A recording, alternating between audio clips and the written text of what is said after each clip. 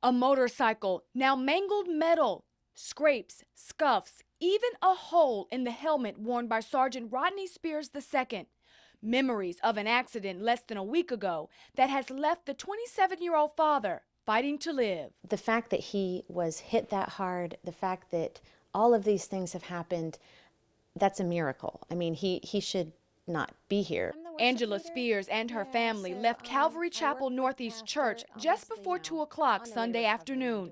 She and her 8-month-old son were in a car, her husband on his bike, riding alongside a friend.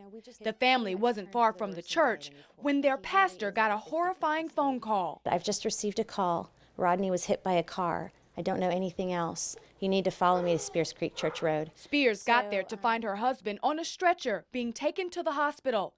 Witnesses told her as her husband approached a stop sign, his back brakes locked and he lost control. The front of the car went over the bike and over him and drug him, I'd guess about 150 feet. Leaving Spears with a busted pelvis, 2 collapsed lungs, a broken leg, fractured bones around his eyes and nose, and most of his teeth knocked out. Doctors gave him a bleak outlook for recovery. They told me on Monday morning we didn't think he'd survive the night. They told me Monday evening we didn't think he'd make it through the day. But a week and 4 major surgeries later, the man who survived a year in Iraq is still alive, and his wife is counting the blessings. Well, he has no brain damage. He has no spinal damage. He has no internal organ damage. He has no kidney damage. Doctors say Spears still only has a 50-50 chance to live. The soldier's road to recovery is long, and his wife is counting on faith and family to get through. In Columbia, Brandy Cummings, WIS News 10. She sings with a steady voice, her hands steady on the keyboard, leading her congregation in prayer. At this hour 1 week ago, Angela Spears' husband Rodney stood beside her in this church. Now he spends this Sunday afternoon in a hospital bed, lucky to be alive. It feels like the last week hasn't been 7 days, it's been 7 months. Doctors originally gave the drill sergeant a 0% chance of survival. They expected him to die Saturday night, or Sunday night rather, and then Monday night. And the fact that, he should have had brain damage, he should have had spinal damage. Now, after 4 surgeries, Rodney is in stable condition. We have seen so many miracles this week that it's just astounding. One miracle Angela is thankful for, the outpouring of support from Rodney's fellow soldiers. A handful of them joined Angela in church today, including Staff Sergeant Rigo Gomez. He's a fighter. Talking back as an infantry combat soldier, all these stories of the close calls and this and that, you can see that. Rigo banded together with about 300 soldiers this last week to donate blood for Rodney. We expect that from soldiers, that's what we do. We take care of each other. After a week of praying, Rigo said he didn't come to church today to pray for Rodney, but to celebrate the fact that he's still with us. We are counting our blessings. It's a blessing that he's still here. In Elgin, Jordan Sandler, WIS News 10. The 27-year-old Columbia man, who is a sergeant with Fort Jackson, still is clinging to life after a motorcycle accident November 16th. Doctors gave Rodney Spears little to no chance of surviving.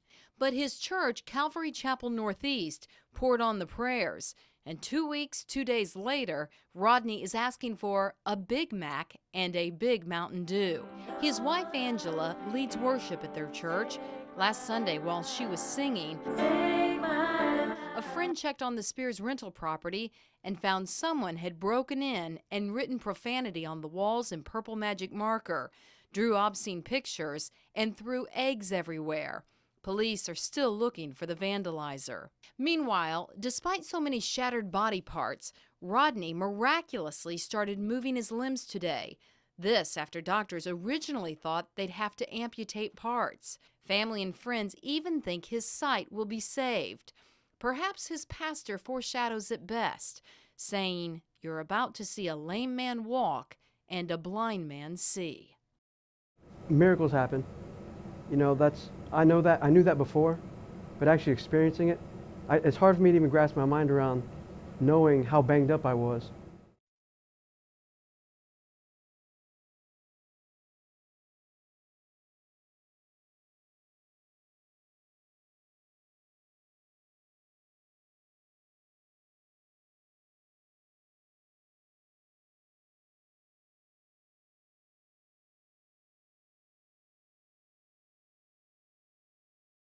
Rodney Spears is lying in a hospital bed at this moment. He's not going to be there long. Rodney will go home this coming Monday, months ahead of when everyone thought he would after his crash November 16th.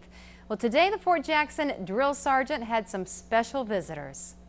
Snapshots of fellow soldiers and a few of the musicians from Fort Jackson's 282nd Army Victory Band. They came to the hospital today to play for one of their own. Victory is what they witnessed as they posed with Rodney Spears and his wife Angela. The soldiers saw a man who had served a lengthy time in Iraq and came out unscathed. Yet a Sunday afternoon ride on this motorcycle had nearly taken his life. I thought I wasted all my 9 lives in Iraq, but obviously God's not done with me. I don't know what he's going to do with it. He's going to pinpoint it eventually. When Rodney arrived at the hospital, his brain was badly bruised. It took doctors 7 hours to stop the bleeding.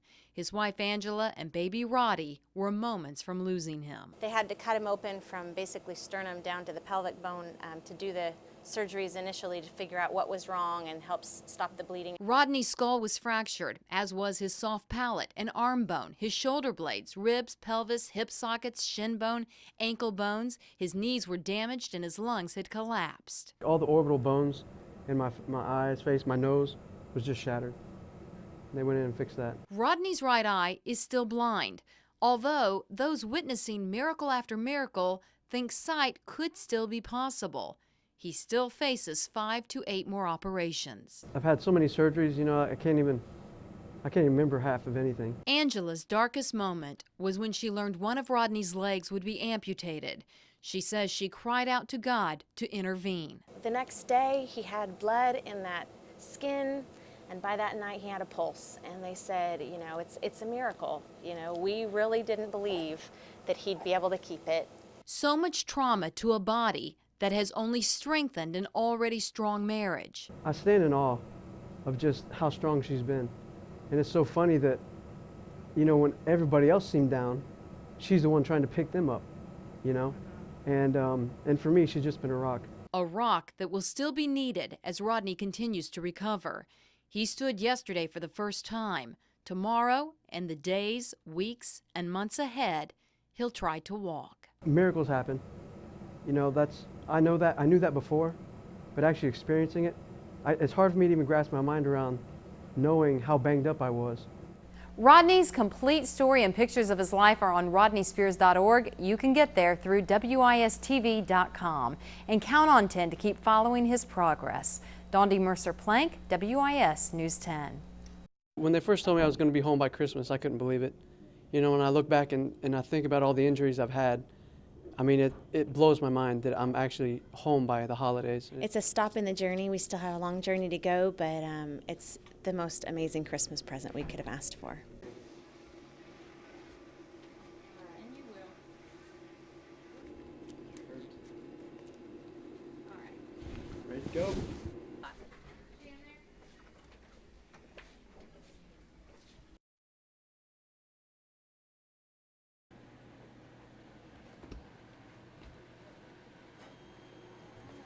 Mentally, it's almost like a hurdle I'm crossing, and it's going to be a challenge getting home. It's almost like I've exited the freeway and I'm on another road to recovery. It's a stop in the journey. We still have a long journey to go, but it's the most amazing Christmas present we could have asked for.